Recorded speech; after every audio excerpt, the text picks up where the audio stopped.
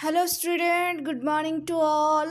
Today is 15th of December 2020 and today we'll start our new chapter that is number 16. Know Formalities, please. So two parts are there. So part 1 we will see first, then we'll see part 2. Today we'll see part 1 only.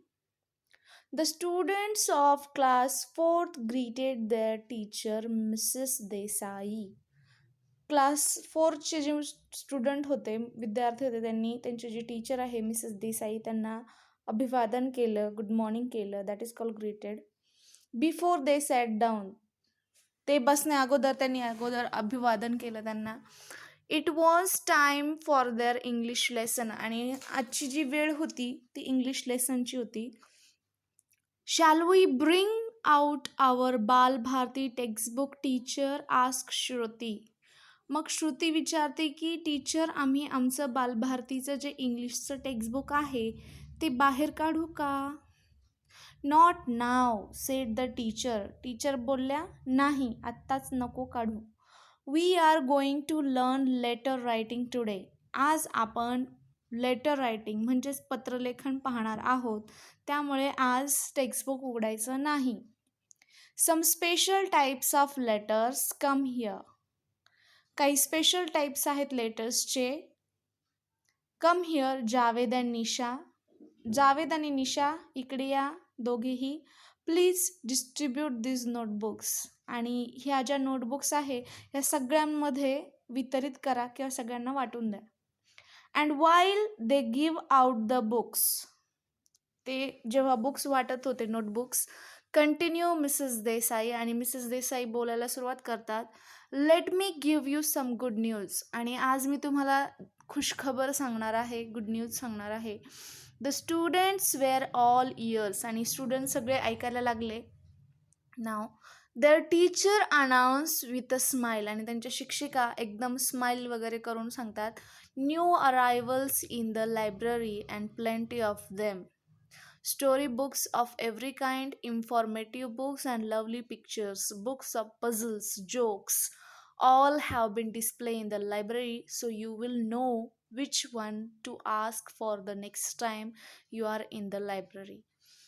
आपल्या लायब्ररीमध्ये बरेचसे नवीन books वगैरे आलेले आहेत त्यामध्ये story books आहेत सगळ्या प्रकारचे इन्फॉर्मेशन देणारे बुक्स आहे लवली पिक्चर्स त्याच्यामध्ये पिक्चर्स पण आहे इन्फॉर्मेशनसोबत बुक्स ऑफ पझलचे बुक्स आहे जोक्सचे बुक्स आणि हे सगळे तिथे डिस्प्ले केलेले आहे लायब्ररी त्यामुळे इथून पुढे आता स्टोरी जर वाचायची असेल तर तुम्ही त्या ठिकाणाहून बुक्स वगैरे घेऊ शकता oh lovely I can hardly wait were some of the eager responses to the piece of news आणि ती बातमी ऐकल्यानंतर बरेचशा जणांचे रिप्लाय काय आले की हो खूप छान आम्ही खूप दिवसापासून वाट बघत होतो all were excited except one सगळे एकदम एक्सायटेड होते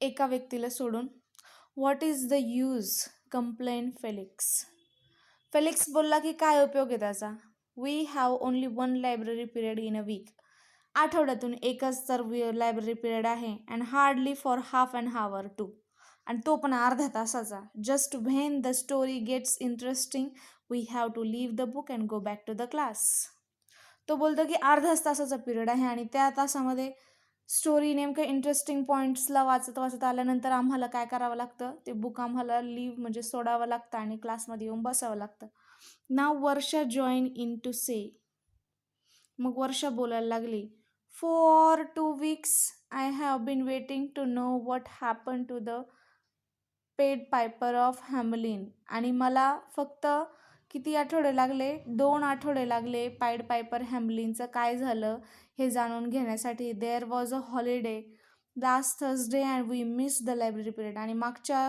गुरुवारी पण सुट्टी होती त्यामुळे तो सुद्धा लायब्ररी पिरियड आमचा मिस झाला Mrs Desai realized that what her students said was perfectly true आणि मिसेस देसाईंच्या लक्षात आलं की त्यांचे स्टुडंट्स काय सांगू इच्छितात त्यांना she decided to request the principal to allow a home issue facility for class 4th आणि मग त्यांनी प्रिन्सिपलकडनं परमिशन काढायचं ठरवलं की बुक घरी घेऊन जाण्यासाठी परमिशन देण्यात यावी class 4thला After all, they were big enough to look after the books. They look home. आणि तसंही चौथीची मुलं म्हणजे मोठी मुलं तर आहेत, ते बुक्सची काळजी घेऊ शकता किंवा सांभाळू शकता.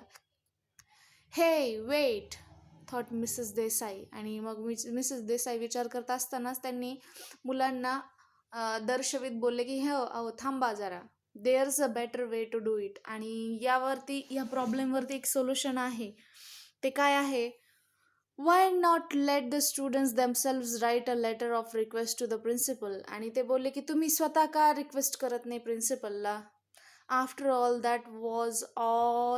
that was what she had planned to teach that day, how to write polite formal letters. आणि तरी म्हणजे आफ्टर ऑल म्हणजेच काय, that was what she had plan to teach that day. आणि त्या दिवशी तिने तो प्लॅन केलं होतं की लेटर रायटिंग घ्यायचं.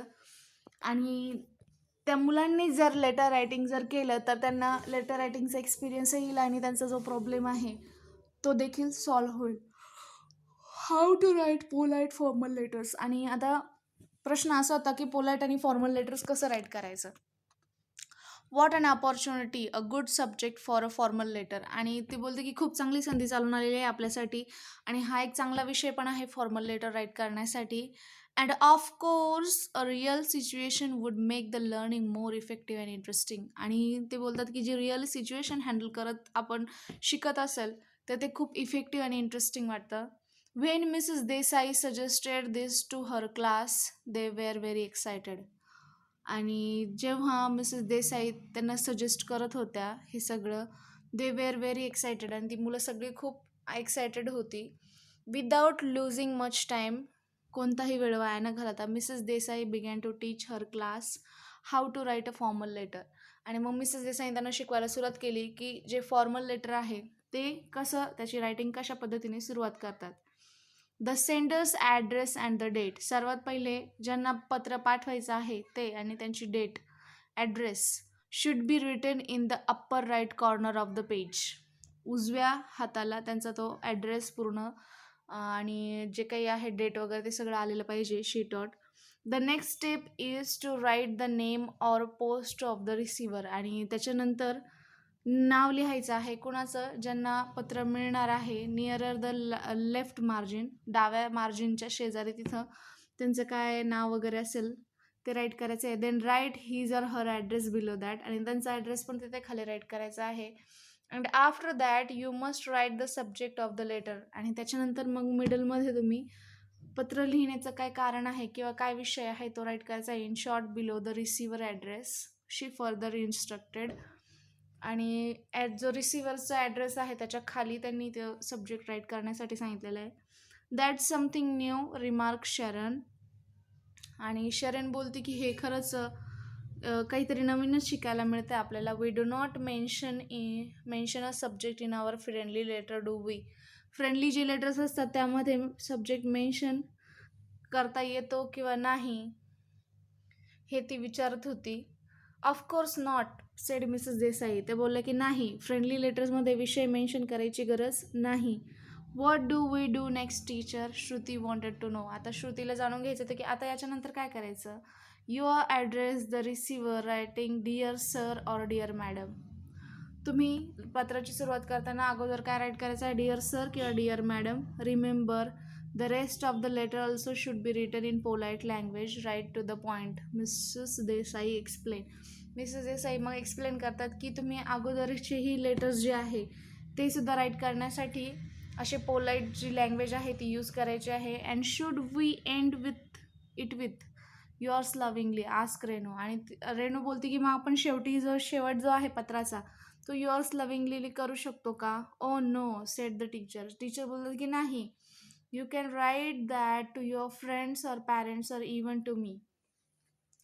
तुम्ही ते युअर्स लव्हिंगली जे आहे ते फक्त कुणासाठी, तुमच्या मित्रमैत्रिणींमध्ये पत्र लिहिताना किंवा पॅरेंट्स किंवा आईवडिलांना पत्र लिहिताना किंवा मला टीचरला पत्र लिहिताना तुम्ही युअर्स लव्हिंगली लिहू शकता. But when you are writing as a student to the principal, म्हणजे पण जर तुम्ही स्टुडंट हे प्रिन्सिपलला लिहित असाल तर you may write yours faithfully or sincerely. तुम्ही काय लिहायला हवं, युअर्स फेथफुली म्हणजे तुमचा विश्वासू किंवा तुमची विश्वासू Sincerely, do not forget to thank the receiver appropriately before you close the letter.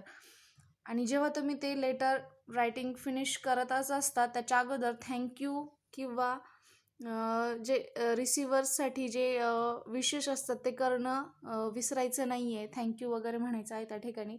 Come on नाव let's draft this letter together.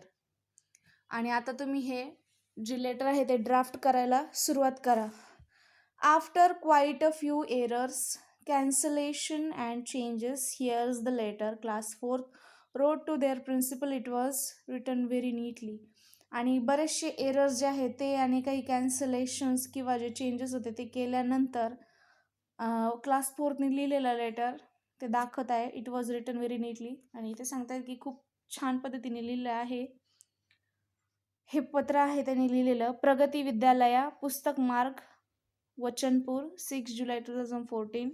हा त्यांचा स्वतःचा ॲड्रेस आहे त्यांच्या विद्यालयाचा. आणि त्यांनी पत्र कुणाला लिहिलेलं आहे? टू द प्रिन्सिपल, प्रगती विद्यालया, पुस्तक मार्ग, वचनपूर यांनी यांना लिहिलेलं आहे. सब्जेक्ट लिहिलं आहे request for home issue facility. म्हणजेच काय तर बुक्स घरी घेऊन जाण्याची परमिशन मिळण्याबाबत. Dear madam, we the students of class 4th have a request. Our English teacher, Mrs. Desai, has informed us about many new books that have arrived in our school library. We are eager to read them. आम्हाला असं लक्षात आलं, आम्ही इयत्ता 4थीची मुलं आपल्याला request करतोय की आमच्या जे इंग्लिश टीचर आहेत त्यांच्याकडनं आम्हाला माहिती मिळाली की आपल्या लायब्ररीमध्ये बरेचसे नवीन बुक्स आलेले आहेत. However, it is not possible for us to finish reading a book. आणि ते बुक आम्हाला आमच्या लायब्ररी पिरियडमध्ये अर्ध्या तासामध्ये इथे वाचून पूर्ण होत नाही आणि इंटरेस्टिंग मोडलाच बुक्स सोडून आम्हाला क्लासमध्ये जावं लागतं. During the library period which is only once in a week. आणि तो देखील आठवड्यातून एकदाच आहे तो period. May we have a kind permission. Madam, आम्ही तुमच्याकडनं एक परमिशन मागत आहोत to take the books for home reading. आम्हाला घरी बुक्स घेऊन जाण्याची परमिशन द्यावी रिडिंगसाठी. We promised that we shall take utmost care of the books and return them on time. आणि आम्ही असं प्रॉमिस करतो की आम्ही हे जे बुक्स घेऊन जाणार आहोत आम्ही याची पूर्ण काळजी घेऊ आणि वेळेवरती रिटर्न देखील स्कूलमध्ये करू, लायब्ररीमध्ये. यस फेथफुली, तुमचे विश्वासू all students of class 4th, इयत्ता 4थीचे सर्व विद्यार्थी. So this is the letter. This letter you have to write down. This is today's homework. You write down this letter in your notebook. Okay, have a nice day. Take care.